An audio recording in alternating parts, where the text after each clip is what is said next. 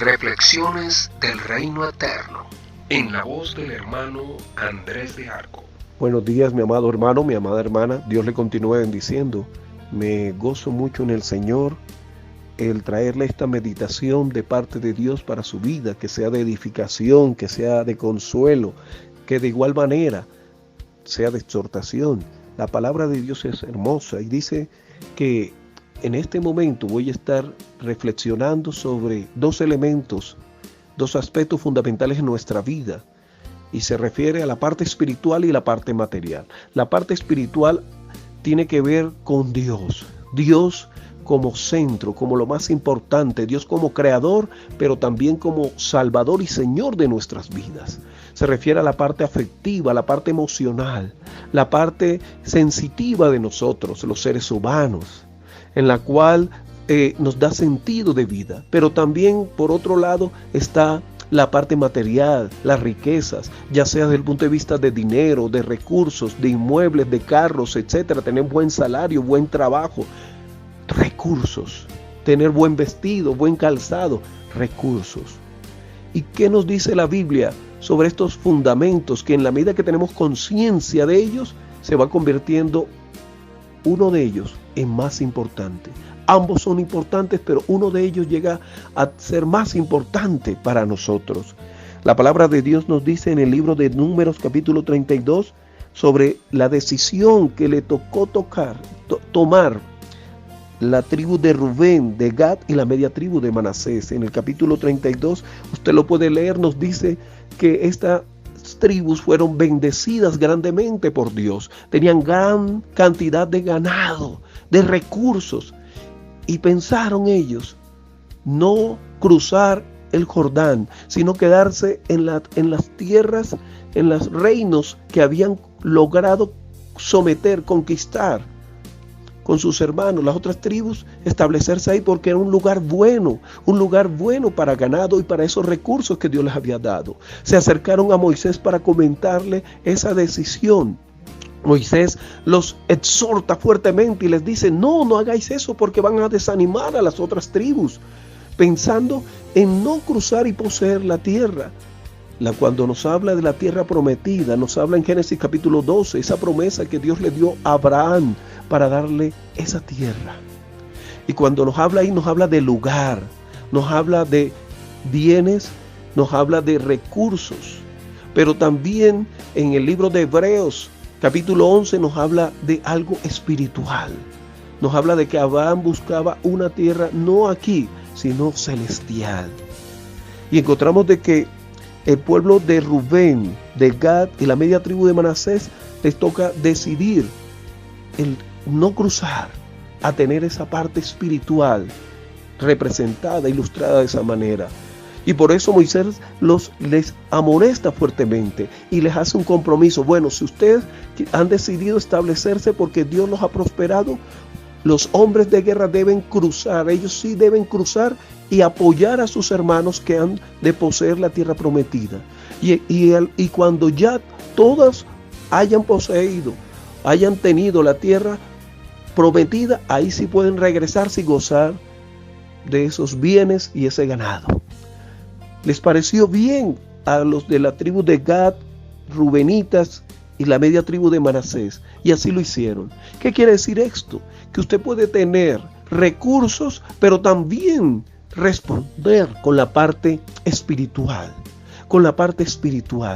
Y cuando lograron establecer a sus hermanos en la tierra prometida, los hombres de guerra de Rubén, de Gad y Manasés regresaron y gozaron con sus familias, y gozaron de esos recursos, de ese ganado que Dios les había dado. Pero llegó un momento que ellos pensaron sobre sus descendientes, que en la medida que ellos iban a morir, iban a tener conocimiento sus descendientes de que tenían prosperidad material. Pero ¿qué pasaba con lo espiritual? Porque no habían ellos cruzado el Jordán. Dice el capítulo 22 de Josué, del libro de Josué, capítulo 22 del libro de Josué, el altar junto al Jordán. Y esto responde a la parte espiritual en la cual los rubenitas, los de Gad y la media de tribu de Manasés también entendieron que lo espiritual era material, era algo importante para sus vidas. Y nos dice ahí que ellos edificaron un altar no para sacrificios, no para sustituir el arca que estaba del otro lado del Jordán, con las tribus que sí poseyeron la tierra, con los levitas que sacrificaban día, noche y tarde, sacrificios a Dios. ¿Por qué lo hicieron? Porque pensaron, nuestros hijos, nuestras descendencias nos van a preguntar, papá, pero Dios no fue bueno con ustedes porque ustedes se quedaron de este lado del Jordán y no entraron a la tierra prometida.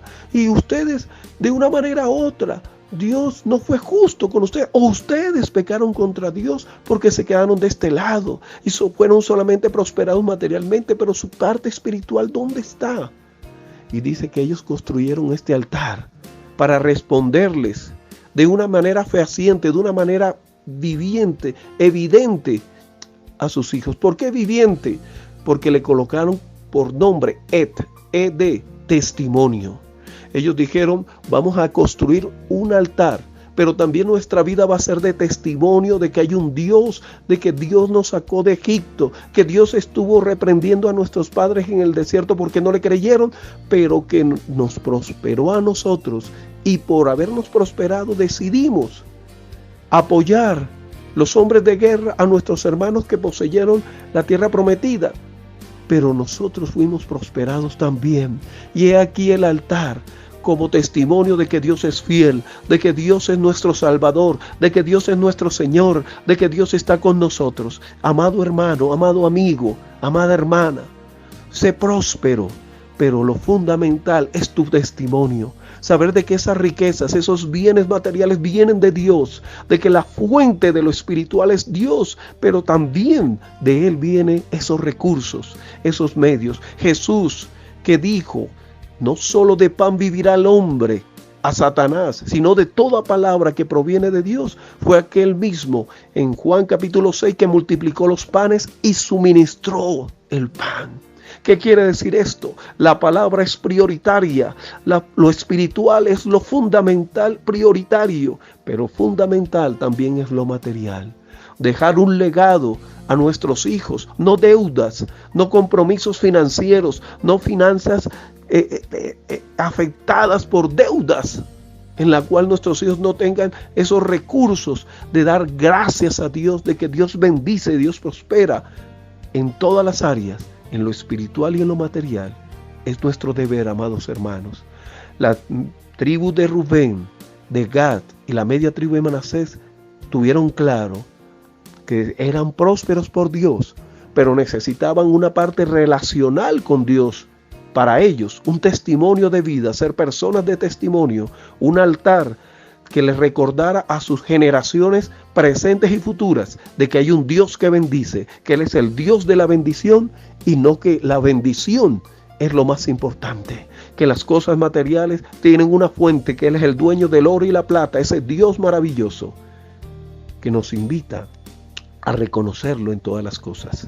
Que Dios nos ayude, que Dios te ayude. Que Dios te bendiga. Bendición, bendición, bendición.